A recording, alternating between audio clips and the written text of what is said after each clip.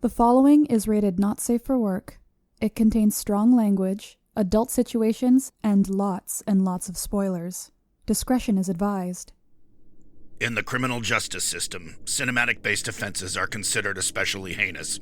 The dedicated attorneys who investigate these villainous films are members of an elite squad known as the Reels of Justice. These are their stories.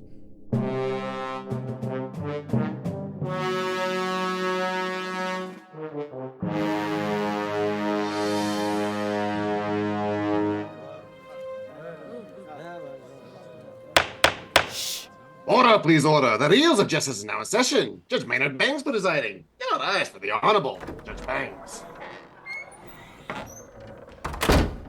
Be seated. Welcome to the Reels of Justice. Today we are hearing the case of The Gentleman versus the Ministry of Ungentlemanly Warfare. 2019's The Gentleman follows the exploits of British gangsters as a drug kingpin seeks to retire from the business. 2024's The Ministry of Ungentlemanly Warfare chronicles the adventurous mission of Gus March Phillips and his team as they seek to cripple Nazi U-boat supremacies. Oh, those Nazis. For those of you unfamiliar with our court proceedings in civil cases like this, the counsel appointed to represent each film will present their case for why their client is the superior movie, and ultimately the jury will render its verdict as to which is the better film. This decision will hereby stand in all rankings and listicles from now on until the end of time ad infinitum. Jeremy Black, MBE, you are representing The Gentleman. You may begin your opening statement. Thank you very much, colleagues and listeners. The Gentleman is a film I've seen twice. Usually when I see a film a second time, I'm a bit disappointed. No, on this film, I thought it again excellent. In fact, knowing what was going to happen, I was able to appreciate it even more as a film. I am going to argue that this is a first-rate film that is well worth watching. Thank you, Jeremy. Appearing on behalf of the Ministry of Ungentlemanly Warfare is Mr. There's Fuckery Afoot, Ryan Luis Rodriguez. Please present your opening statement. Language. I would like to quote a review from one of my favorite Letterboxd critics, Josh Lewis, who says about The Gentleman, quote, "There's an occasional moment of interest here in the sudden bursts of action, and even a periphery performance here that works, Colin Farrell mostly, but Ritchie has made this exact movie at least 3 times already, and the decision to frame the entire thing as an explanatory monologue montage where a character goes through the painfully juvenile attempts at personality and humor and pointlessly convoluted plotting as if it's a literal screenplay is deadly. Not only do I have very little idea what the fuck happened, but I couldn't even be bothered to care before I hit the 1 hour mark. Also, the China stuff is indeed super weird. The guy is 50 now and makes studio movies. It's embarrassing watching him desperately try to recreate the energetic, edgy, vulgar indie attitude he had 20 years ago by just, having the characters be racist." Unquote. I don't know what Mr. Lewis thinks about my client, the poorly titled The Ministry of Ungentlemanly Warfare, but I'm sure he was more favorable. Thank you. Case dismissed. Not yet. I can see why I'm only your 4th favorite. All right. Thank you, Mr. Rodriguez. Jeremy, you may proceed with your first exhibit. Thank you. And with reference to what we've just heard, I'm not going to spend my time trashing the other film. I'm going to focus on what I think is good about mine, okay? Since we didn't hear, you will recall, we didn't hear a word of praise for the other film from the last speaker. He didn't have a review to quote. I think is very instructive about a limited. Okay, so let's start off. I think The Gentleman is a very relaxed watch. Of course, it's within a genre, and any specialist, and it's a pity that the critic cited knew so little about the genre that he didn't notice the way in which there are deliberate references in it to the best of the British crime films set in London, The Long Good Friday, the Bob Hoskins film of 1980. It's got the deliberate echoes of that. It's in some respects a comfortable film? Yes. I think the plot's quite easy to follow. Again, I think the specialist quoted must have been taking some substances if he couldn't follow the plot. Well, I hope so. All the good ones do. It is interesting to try and work out what precisely is going on, but that's the nature of gangster films. And I also personally thought, as I will discuss in my next exhibit, that there were some good performances. But let's start off. It's a well-structured plot. It's easy to follow as long as you realize that what you see isn't what is necessarily going on, because people are trying to double cross each other. And it has potent references, which the specialist will pick up, to The Long Good Friday, which is the best film. And I think it's very interesting that that is what he is matching himself against. I'd like to hear Mr. Rodriguez respond. Is the film easy to follow? Absolutely not.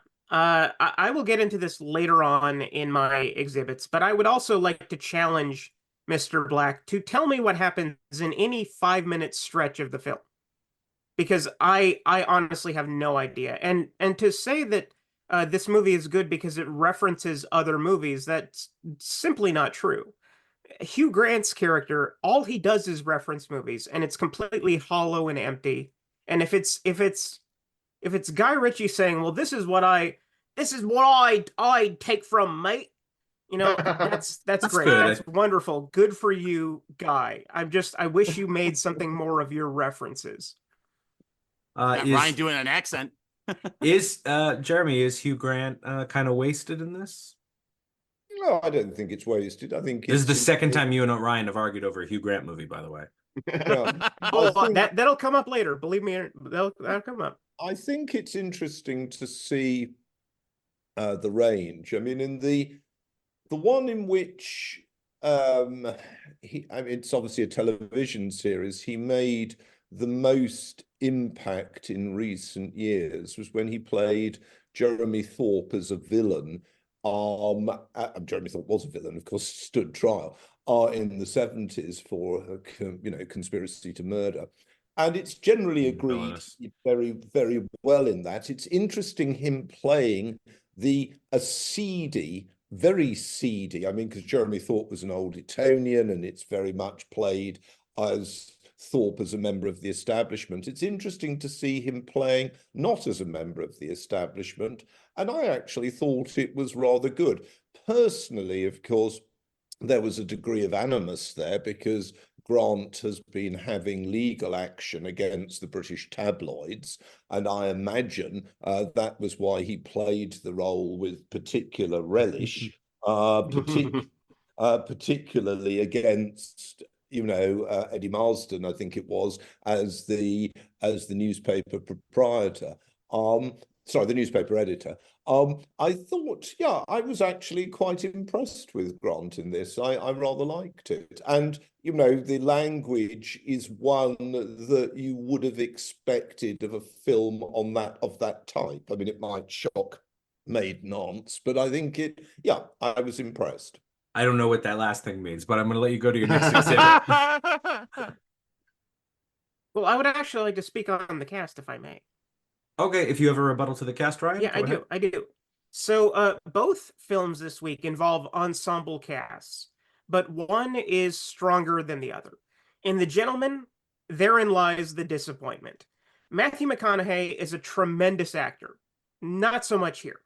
Here he has a little bit of narration that takes on the properties of his Lincoln car commercials. Hugh Grant is doing a voice that can be best described as grating. I want to keep shouting at the television, "That's not how you speak! You're Hugh goddamn Grant, star of Paddington 2. Go back to that." You have Henry Golding, who appears in both films, a very charming actor who should not play villains. The less said about his character suddenly becoming a rapist before being graphically dispatched, the better. And we have Jeremy Strong from Succession, who, and this is true, notoriously refused to speak about the film on the record, which I'm sure the studio was really happy about. The lone light in the darkness here is Colin Farrell, who couldn't deliver an unconvincing performance if he tried. God bless that man. He should never wear tracksuits. Now, in the Ministry of Ungentlemanly Warfare, We don't really have characters, we have archetypes. Everyone is thinly sketched, but efficiently so. We're not here for arcs or backstory. We're here to watch pretty people kill Nazis because the only good Nazi is a dead Nazi. We have Henry Cavill, who I've never really been sold on, but he does a commendable job holding the Enterprise together and boasts a tremendous beard. We have Isa Gonzalez, a perfect example of colorblind casting, as the person she's portraying was Caucasian in real life, who is basically just the girl, but oozes charisma in every scene. And Dylan's going to be happy about this one. The real star of the show, Alan Ritchson, who, in the words of critic Matt Singer, looks like he was bitten by a radioactive bicep. Just an absolute brick shithouse of a man who takes the killing Nazi business very seriously, shooting them with arrows, sometimes 2 at a time. I love this guy. There's a moment in the third act when he sees an axe that he can use to chop up some SS officers, and he has this look of glee on his face that I found absolutely infectious. This guy deserves a spin-off franchise. Thank you. Case dismissed. Not yet. Jeremy, your rebuttal, did you enjoy the action of the Ministry of Ungentlemanly Warfare? Well, as I said, I don't really want to spend my time running down another film, and I think this case dismissed is a bit crude and stupid. But no, I thought it was too one-dimensional. I thought it was more suited for a video game, and I mean, the initial fight on the ship, yes, some interest. The others, no real interest at all. And by the end, you were bored. You knew what was going to happen. You knew they were going to get the ships out. There was absolutely no suspense or suspension of disbelief. So no, I thought it was a poor film. But as I've said, that's all I want to say about it, because I don't want to spend my time running down another film. Now, both films are Guy Ritchie films, then. Yes, I know. What I want to do is to argue that there's more nuance in The Gentleman, and that, to me, that's more interesting. And it's not a film in which it's necessarily clear what is going to happen. When you see the shot in the pub at the beginning, you could think that the man has been assassinated, or murdered, I should say. And it takes, when, you have to come round, rather like Pulp Fiction, though different to Pulp Fiction, to realise that something different is occurring. So personally, I think it's a more nuanced and interesting film. And I actually, going back to Grant, I thought, well, Grant showed that he could act. He uses yet another voice, which is good. He's got 2.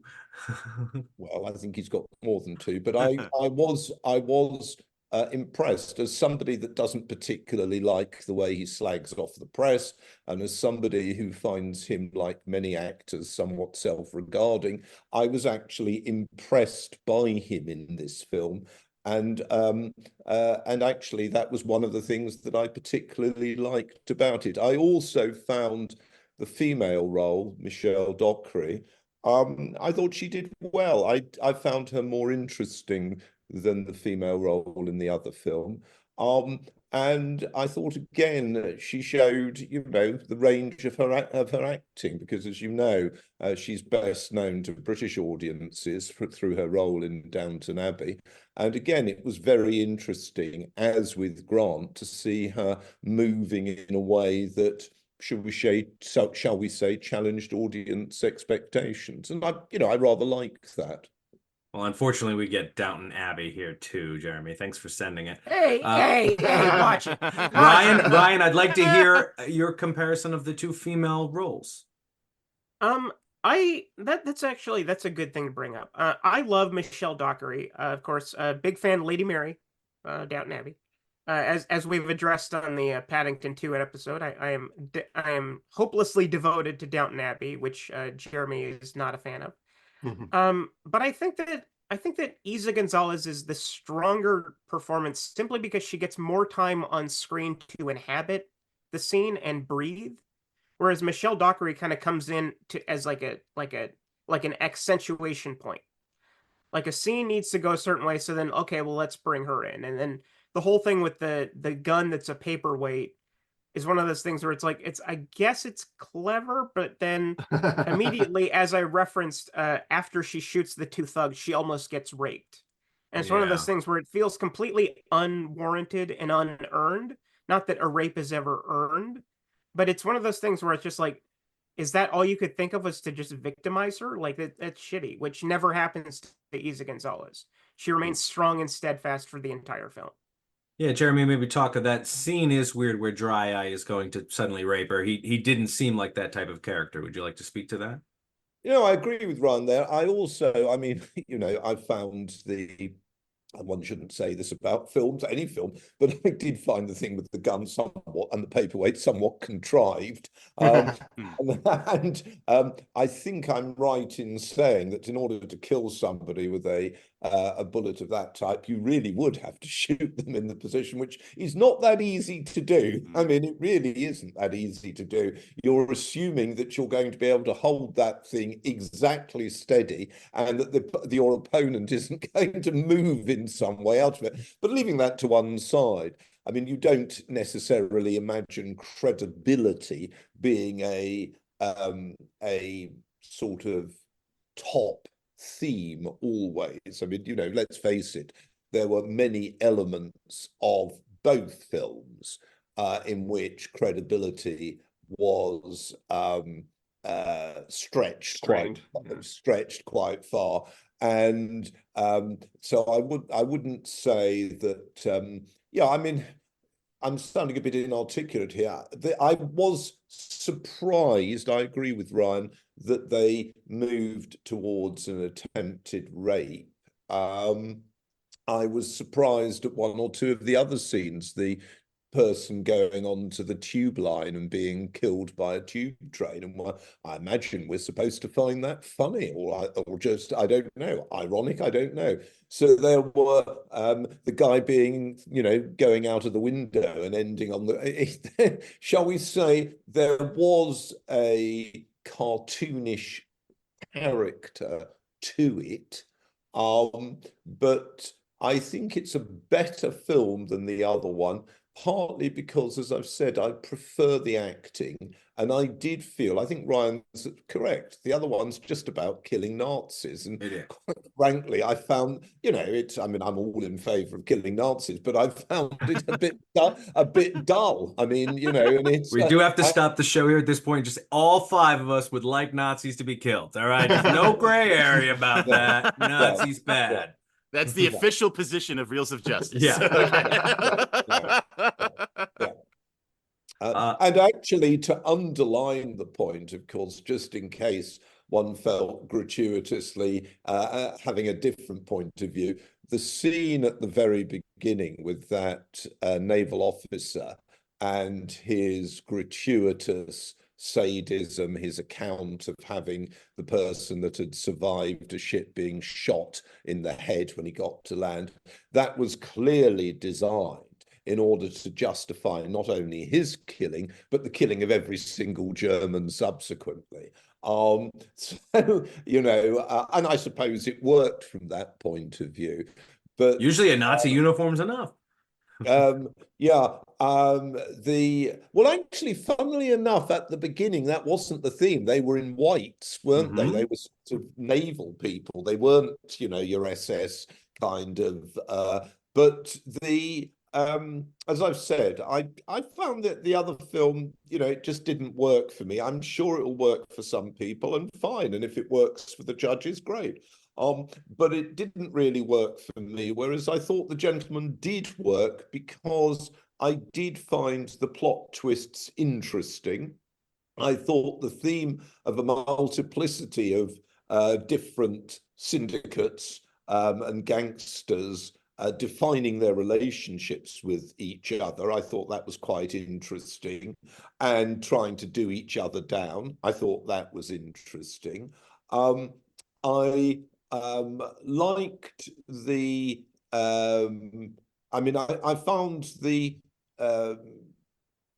as it were, the approach to the network from that to the major network from the conversation between the capo and the journalists, an interesting way to do it.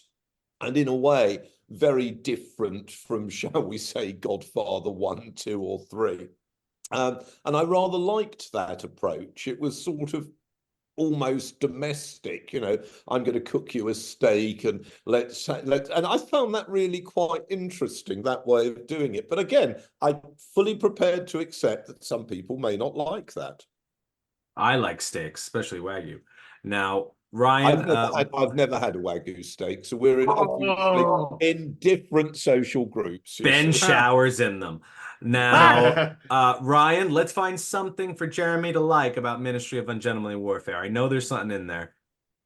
That's a good question. Let me go on to one of my points that I was actually going to deliver later, but I'll deliver here to kind of emphasize how much better Ministry of Ungentlemanly Warfare is. Guy Ritchie is the definition of an uninspiring director, but he's a master of pastiche. His first film, Lock, Stock, and Barrels, which we somehow found not guilty in this court, is basically the vibe of Reservoir Dogs if all the characters constantly called each other cunts. It's also appropriate, then, that he basically rip off another Tarantino film for the Ministry of Ungentlemanly Warfare, and I'm talking, of course, about Inglorious Bastards, rather. Though Ritchie's film is based on a true story that was declassified in 2016, a secret unauthorized mission headed by Winston Churchill, who stood to be, I guess, impeached if the truth had ever come out, in the words of the great critic David Ehrlich, it plays so fast and loose with the truth that it makes Bastards look like a Ken Burns documentary in comparison. This is Ritchie doing a spaghetti western, but with the style cranked all the way down. It's an example of pure restraint. The score is pure Ennio Morricone, balanced somewhere between Once Upon a Time in the West and Danger Diabolic. But the pacing is more appropriate for a man of Ritchie's age. The aesthetics are beautiful, but not cluttered. The action is well choreographed, but not excessive. The Gentleman, on the other hand, is Ritchie's homage to himself, trying vainly to grasp his former glory, but forgetting that his finger is far from the pulse of the crime thriller in the age of COVID. The style of The Gentleman is absolutely annoying with its meta structure that serves only to obfuscate anything that it might actually be about, to the point that, as I addressed earlier, I can only follow it for about 5 minutes at a time. Jeremy, in The Gentleman, is Ritchie trying to mimic himself? Well, obviously one has no idea what his intentions were. I'm not sure, as somebody that reviews detective fiction quite a lot, I'm not sure that I would say that there's a single type of the genre in the age of COVID, or indeed in any other age. I mean, there is a multiplicity of forms. I mean, I've read in the last 3 days 3 detective novels, all just out, all taking very different approaches. They're all in for the same prize, but they're all debut novels, but they're all taking different approaches. So I'm not sure I would quite agree with that. And I think that, what Ryan was saying sounded better than it actually, as it were. It was obviously written in advance, and I thought it was sounded better than those are the rules as an account of the film. I mean, what I would argue is that there were aspects of The Gentleman I didn't particularly warm to. I didn't particularly warm to the racial caricaturing. But I dare say that probably does capture the way many people speak, but it's not something I'm particularly comfortable with. They had racial caricaturing of both Japanese and Jews, and I didn't find that at all attractive. But I thought the plot actually did work. The point about a detective novel, or a thriller, shall we say, the point about a thriller is you don't know what's happening. You might be confused. I wasn't confused, actually, but because I'm used to the idea that gangs try and trick each other. And again, the novel I've just been reading, Double Proof, which is set in Glaswegian hardmen, that's exactly what's going on. So I'm not sure I would regard Ritchie as redundant from that point of view. I've never met him. I have no reason to feel any particular affection for him. And I found one or two of his early films quite difficult to hear what was going on. This one, actually, I was able to hear quite clearly. So he's obviously improved or made more clear the sound quality. He makes a cameo in The Gentleman, does he not? Does he? Does he? I don't know. I mean, Ryan, if he does, is that him at the end? I don't know what he looks. In the Since I've never studio? met him, I don't know what he looks like. I don't believe that's him. No. No, Yeah. I mean, it's clearly supposed to be him because he's got his posters. It's an homage to him. Yeah. The Man from Uncle posters in the background. I thought the idea, I mean, much I care, but I thought the idea of an American gangster who is paying, members of a faded elite to grow cannabis under their lawns was obviously ridiculous. But once you've accepted that basic premise, it captures very nicely the idea of London at the present moment being a place where you've got Chinese money, you've got ex-KGB money, you've got competing American interests. And that, in a way, I wrote about the Bob Hoskins film, which I think was described in some film list as the best film of the century. I wrote about that. That was your list. My History of London, in which it captures the idea in the early 80s that the old London is going and that international money is taking over.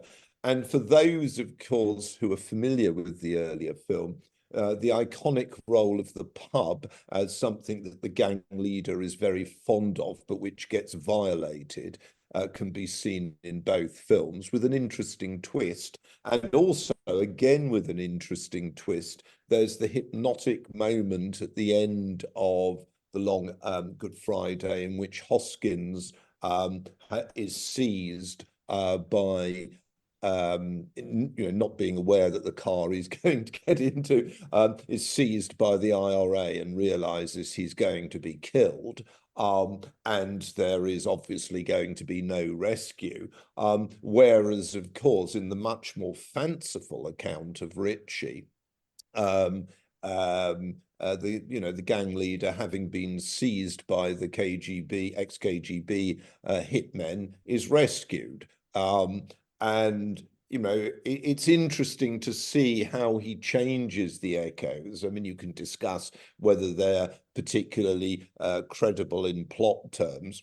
That's a different matter. But what's interesting is the same kind of visual palette, but given more energy by Ritchie in his characteristic fashion.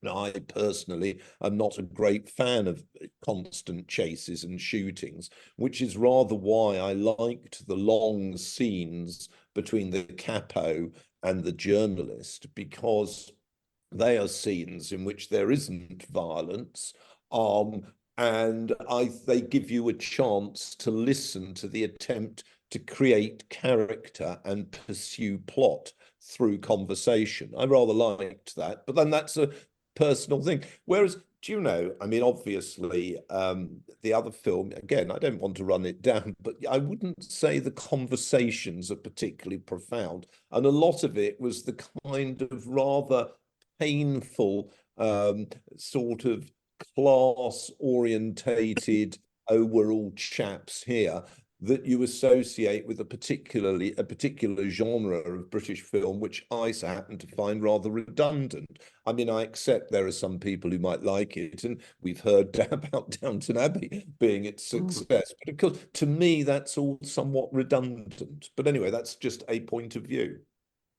All right. Do you have any final exhibits before I throw it off to Ryan to present? Yes, my last final exhibit is I liked the music.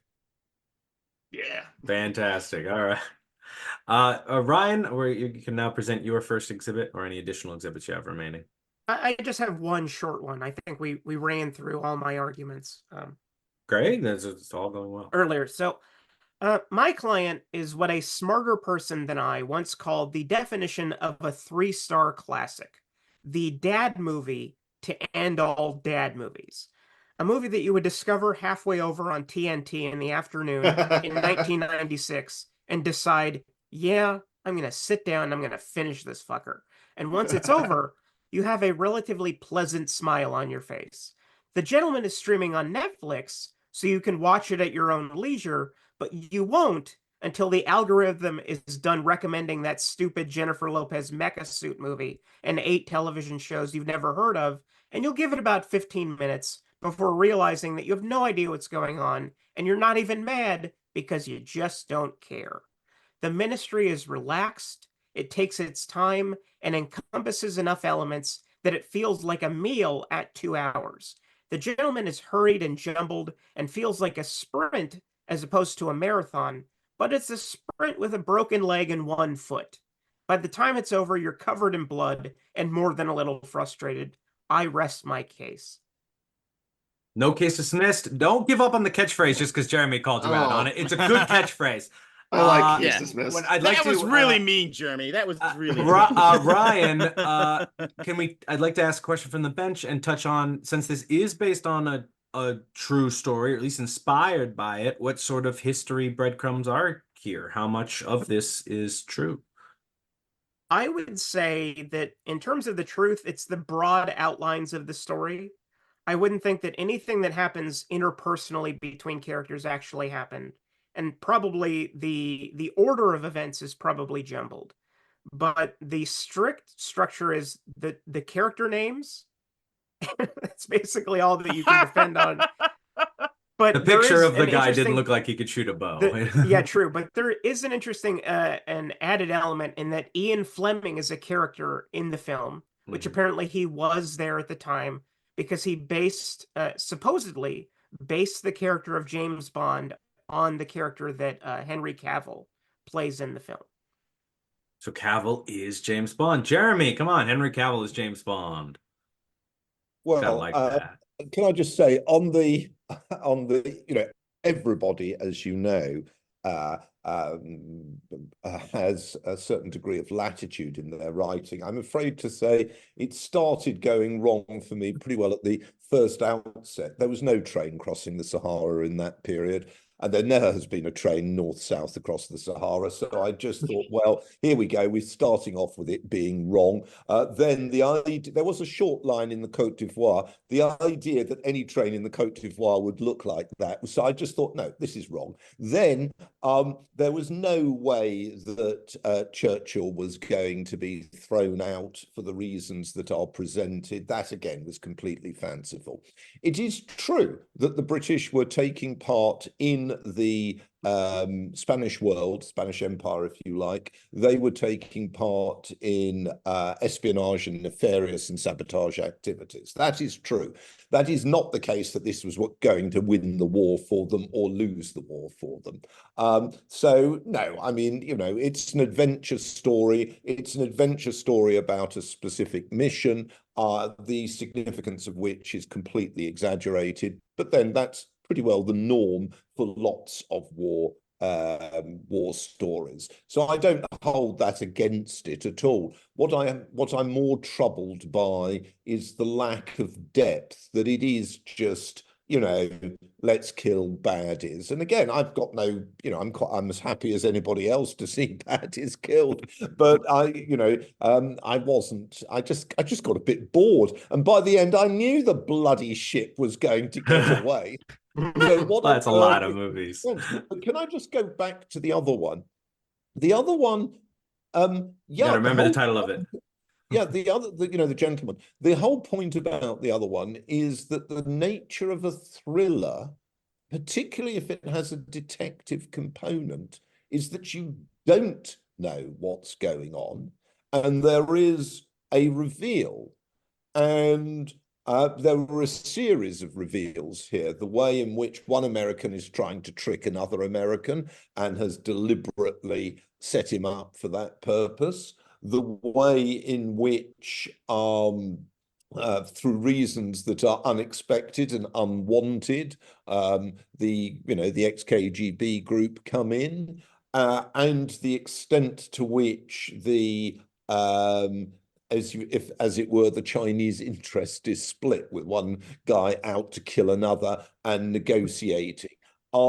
I thought, that worked for me. I mean, I found that interesting. I'd have found it much less interesting if the plot had been clearer. If I'd been told at the beginning, X is trying to rip off Y, and we're going to follow this through with a series of shootouts, I'd have found that much less interesting. And again, going back to the Long Good Friday, which I see this as a tribute to, as you will know, in the Long Good Friday, the intervention of the IRA is completely unexpected. It's explained, but completely unexpected. So until really at the end, you don't actually know what is going on, which makes it a much better film.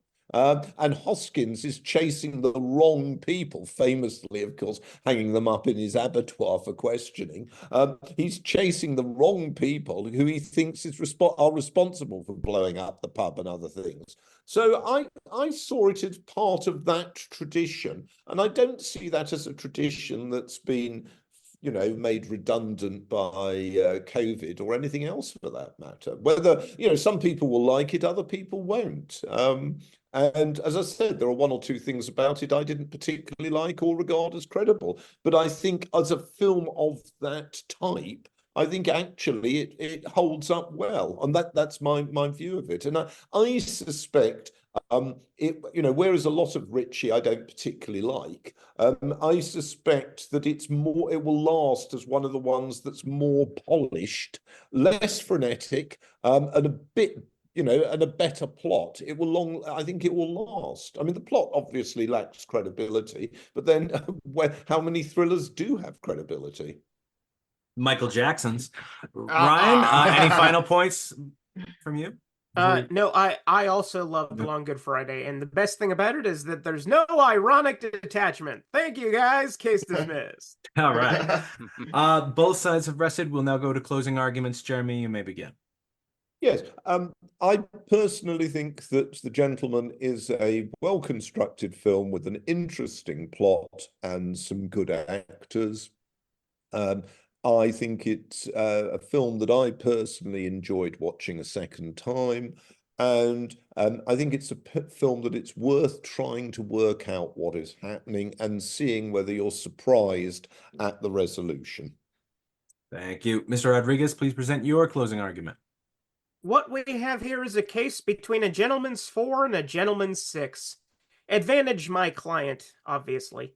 When you step into the jury room to deliberate, remember that you're choosing between two pastiches. One a pastiche of a Tarantino masterpiece that stands as a dad classic. One a pastiche of the director's superior previous work. No masterpieces involved. How one could be set in 1942 and feel more genuine and contemporary than one set in 2019 is absolutely beyond me.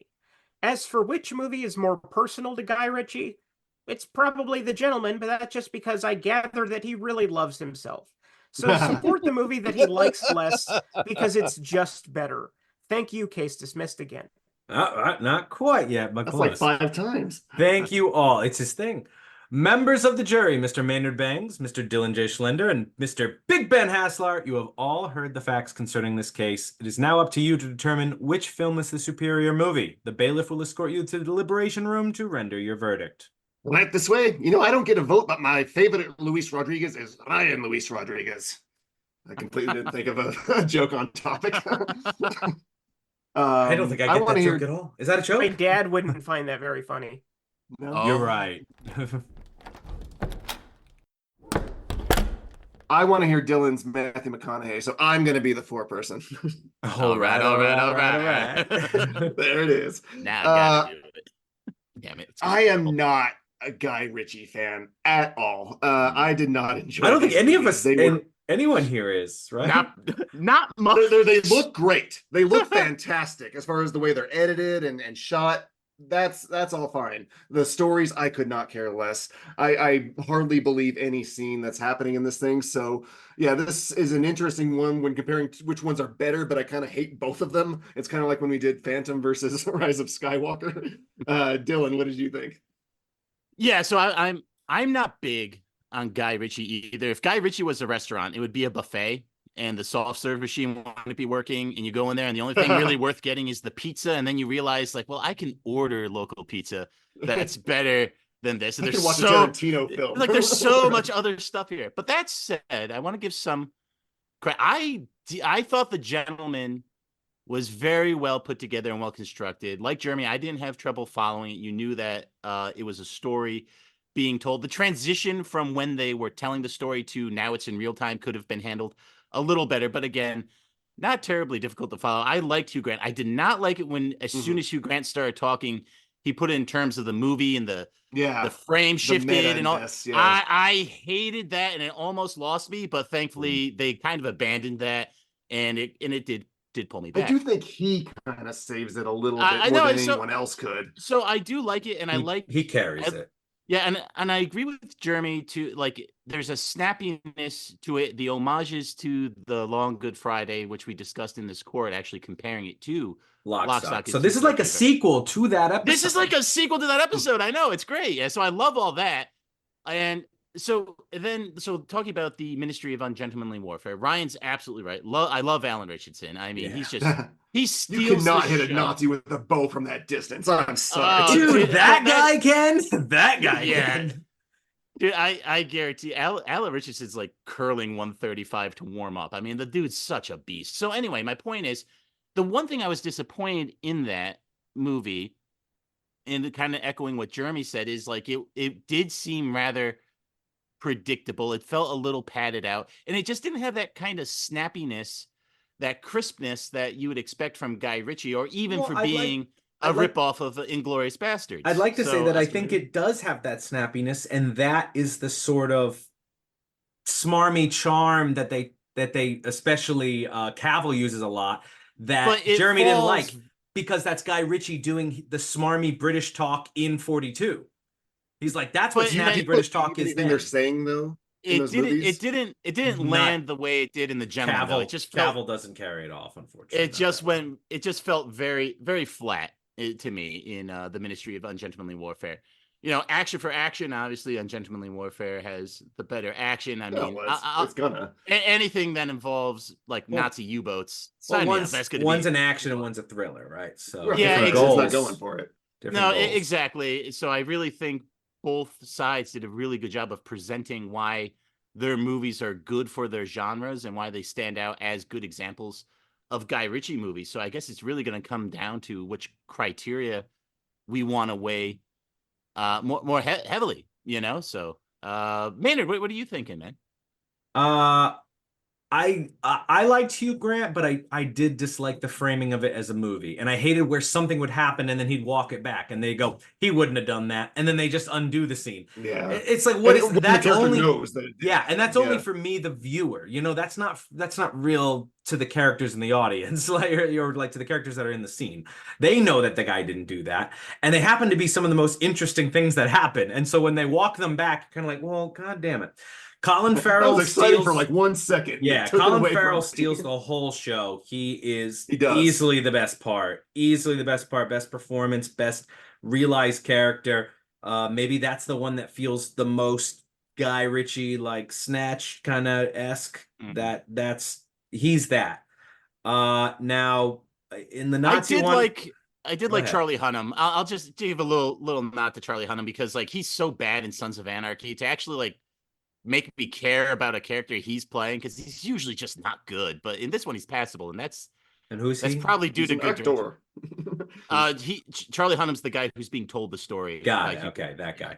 Yeah. So I thought he was good in this. He's also Pacific Rim. He's that guy. He mostly listens.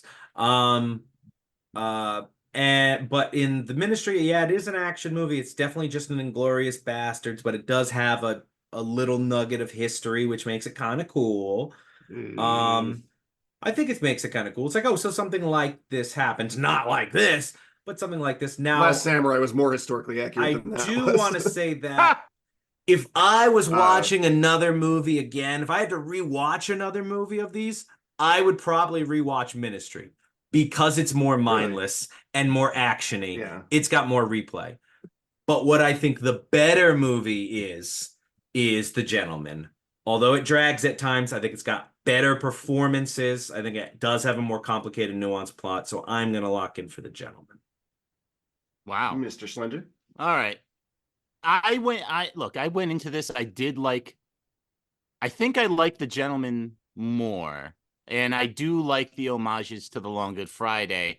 But I only knew about that because we had to watch it for the show and stuff too. So I do like the connective tissue we have there, but with the merits of the case today, I'm actually going to go in favor of the Ministry of Ungentlemanly Warfare because I think Ryan did a good job of explaining how well it works in the genre, and it's maybe will be seen as a more effective Guy Ritchie movie because The Gentleman is a lot of, I mean, that's a pretty unastic movie for Guy Ritchie, which is fine, I guess, and I do enjoy the movie, but today I'm going with the Ministry of Ungentlemanly Warfare, and I'm leaving. It's because of the arrows. It's because of the arrows.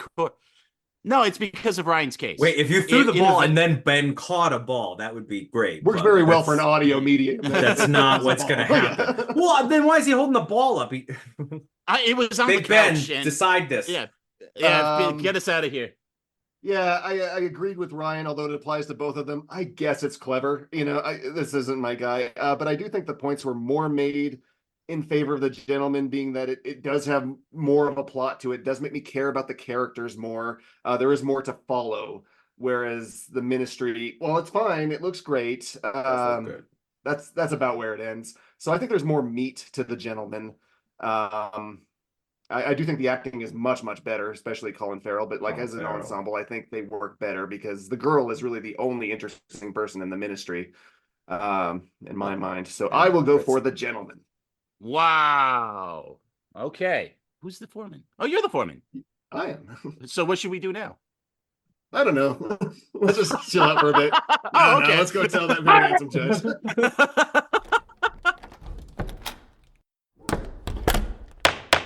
Mr. Foreman, have you reached a verdict? We have, Your Honor, in the case of The Gentleman versus the Ministry of Ungentlemanly Warfare, we find in favor of The Gentleman. Oh, maybe.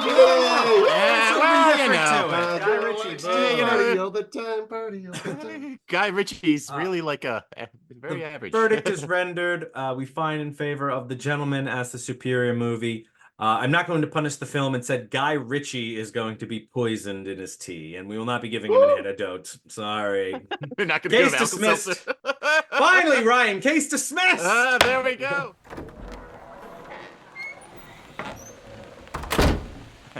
All right. This is public figure Matthew McConaughey reporting live outside Wheels of Justice. Nice. Jeremy Black, you crazy cat. Would you care to share your thoughts on the jury's verdict? Oh, yeah. That's terrible. No. Sounds like I think what we heard from both contributors is a sense of mixed pleasure, shall we say, in Mr. Ritchie. And maybe he needs to take a time and pause before he just produces another one in rapid fire. I don't know whether that's fair or unfair.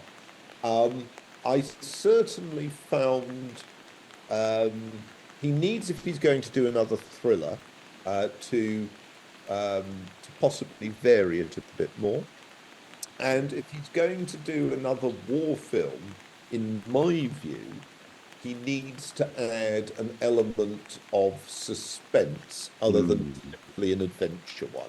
And I think the latter, given the way in which CGI has made war films much easier to make, much easier to make, I think it's even more important that one moves away from just people getting splatted and tries to think about things that actually capture a depth of character. I mean, it's worth considering, and I'm not having a go at Ritchie or anybody else, but it's worth considering that Casablanca came out within 2 years of the period this is set in, and was also set in Africa, in again an ambiguous area. In this case, Vichy France. The other one, it was a fascist Spanish colony. And the greater quality of Casablanca is possibly something that one should be aiming for in war films, including ones that rely on action. All right. All right, thank you. And here comes Ron Luis Rodriguez. God damn, this is so terrible. I want to bail. All right, now we gotta focus. Gotta say all right again. All right. Come on. Can we get a word on how you feel about today's verdict, cool cat? Does he say nice cool to cat? meet you, John Travolta. Ah, jeez. I should have just stuck to John Travolta. Mr. Carter. Mr. Carter. Oh. I just have one thing to say. Y'all fucked up. Ooh, even me? No, you're good. Oh, thank God. Even when you vote for me, you're all right. That's all we have from the courthouse today. Let's get back to the studio for post-trial analysis. Ow! Hey! Oh! Well, no, there was Dice Man. Johnny Manicotti at the end. There was Dice. Oh man, we cannot talk about Johnny Manicotti. He got canceled. He got into a fight, and we've never seen him since. He got shot, I think. Oh no! But fun case, Jeremy. I think we made you appreciate Ministry just a little bit more, and we made you appreciate Gentlemen just a little bit less. That's our happy. I thought it was a very interesting one to do. I mean, I'd seen Gentlemen before. I hadn't seen the Ministry before, and it's interesting. I mean, it's interesting to see how you get one director operating across genres. I mean, I'd hate to see him doing a romantic one. Could you imagine him doing a Jane Austen? I love you cunt. Somebody might like to make a satirical short of a Jane Austen, Emma, say, or Pride and Prejudice, as done by Guy Ritchie. Maybe you just blow up Mr. Collins, or Mr. Collins goes and blows up Darcy. I mean, yeah, I mean, I think the world, I do think directors need to vary their offerings. I think it's entirely reasonable that they make films one doesn't like. There's no reason, after all, there are particular genres and particular approaches that we each individually like and each individually don't like. But I do think that they benefit from not simply repeating a film as if it was a series. And I do think that Ritchie possibly, in trying his hand at something other than the thriller, which, you know, the Ministry was, possibly actually went into overdrive on the violence he clearly sort of lusts after. Yeah, the chains were off and he went nuts. Chains were off. All right. Besides that, Jeremy, I got a quick question here for we go. you. Yeah, let's find out what else you've been up to. Because you've written no less than 75 books about World War II. This what is week? it about? Yeah. So, what is it about World War II that keeps, like, not just historians but like the general public? What's our fascination with World War II? Do you what are your thoughts on that? Well, I think World War II. First of all, you know, the major world power is the United States, and it's the world power that has the most strongly developed visual, you know, theatre and cinema and television. And the United States played a much greater role in World War II than World War I. World War II is more recent, it's more vivid, it's more, as it were, related to the foundation myths of many current states and political parties, and it's more what people's dads or granddads did. And I suppose also for many people, though not by any means everybody, it has a simpler account of good versus evil. And that's not just for us in Britain or America. If you're Chinese, you're brought up to be told quite simply who was good and who was bad. So, you know, it's not just a Western thing. So I think that that probably helps to explain it. Also, by the time of World War II, you've got mass literacy affecting lots and lots of people. So there are loads of sources. There are loads of vivid accounts by participants, as there wouldn't have been, shall we say, for a war fought 100 years earlier. But yes, you're absolutely right. It is a bit macabre. I've done, I think, 4 books. I mean, the point is you can publish a book on World War II. You know, I did a book on mapping World War II. You could do a book on mapping World War I, but nobody would publish it. Or that's not quite accurate, but it'd be harder to publish. It'll be a tough sell. I'd also think in making movies, because it's more recent, it's easier to get those guns and those kind of uniforms. It's easier to replicate them probably than some of the Civil War stuff. Which is probably a lot harder to make. Well, I think the Civil War stuff is also harder to sell to international markets. I think that's quite a big thing. But you know, what would be interesting, you know, I'm an old fart, you lot aren't. It would be interesting in 20 or 30 years' time whether the same thing is going on, or whether people have moved to a different agenda. That I think it's very, and you know, you've got that with so many things. I mean, you know, you've got that with science fiction. You've got that. I know Dune 2 has just come out, but the point is, what are people going to be people going to be looking at 20 to 30 years' time? I'm told it's good. I haven't seen it either. It's very good. What are people going to be doing with westerns in 20, 30 years' time? What are people going to be doing with thrillers in 20, 30 years' time? And I suspect it's getting much, much harder in the Western context to make films of a certain type, because people are so much more concerned to tell you off about the content. But on the other hand, following Bollywood, you know, you've now got Nollywood, you've now, you know, the Nigerian film industry, you've now got a whole host of other film industries, which I suspect will find it easier to produce accounts, though whether they have the same degree of reflectiveness that you would see in a good Hollywood film, I don't know.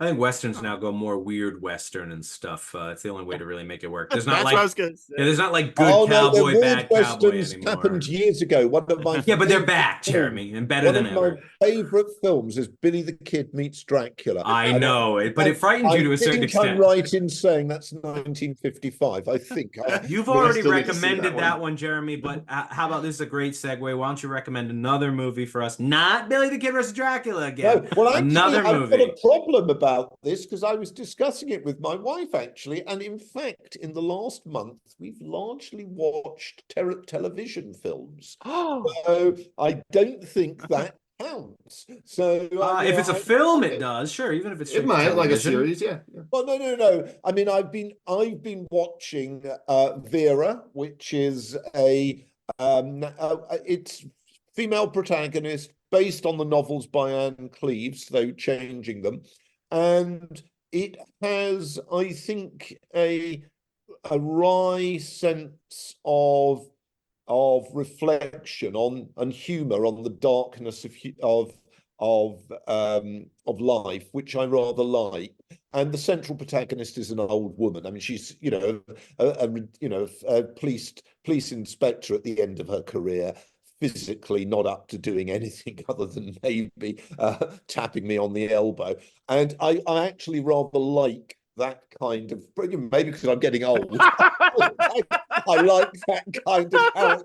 You know, maybe the idea of anybody getting out and doing a chase, anything other than with the Zimmer. So they're all the way over there. You could be president of the United States. All right, we will count that. That counts as a recommendation. Yeah, I like that. Can I just say, somebody again is going to make the most astonishing film, I'm sure, about a presidential debate between two characters who, shall we say, are mentally incontinent. I've made several. Saturday Night Live kind of has the corner market on it. Yeah, they've kind of killed that horse, actually. Speaking of wry senses of humor about the dark side of life, Ryan, what have you got for us? I don't know how that applies to me, but okay.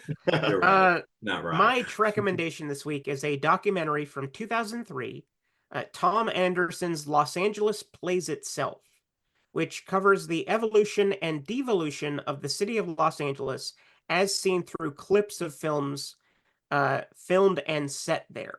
Although I am a California boy, unfortunately I live about a 10-hour drive away from LA, so I'm not as familiar with it as I wish I was.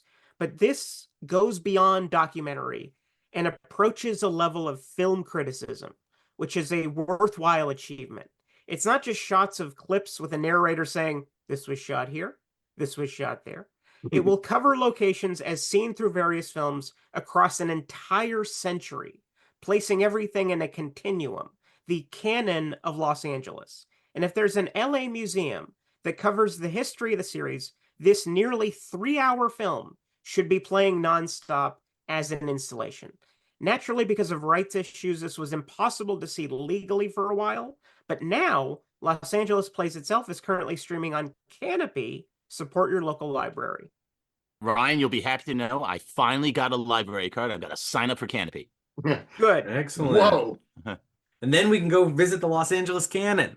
It's huge. I love it.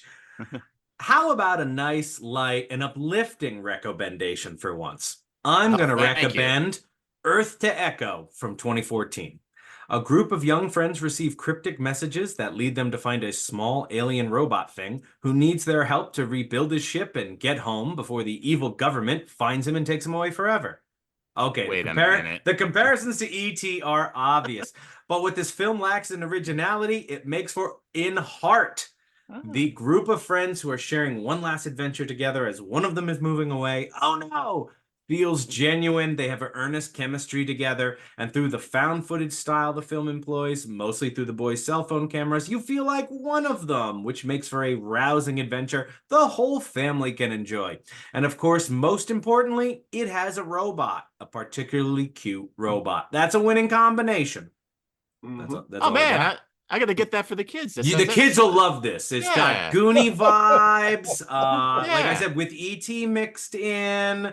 Yeah, it's it sounds wonderful. Yeah, it is. It's just a pure dopamine boost. Ryan will love it too. Awesome. Big Ben, what have you got for us? Mine's also uplifting and going on the theme of drugs in the Mariel, UK. And because I'm planning a trip to Edinburgh for my birthday and swinging through the territory of London as well, I'm going to recommend the feel-good hit of 1996, Trainspotting. With its tagline of choose life, it's just beaming with positivity and a completely unironic use of the song Perfect Days.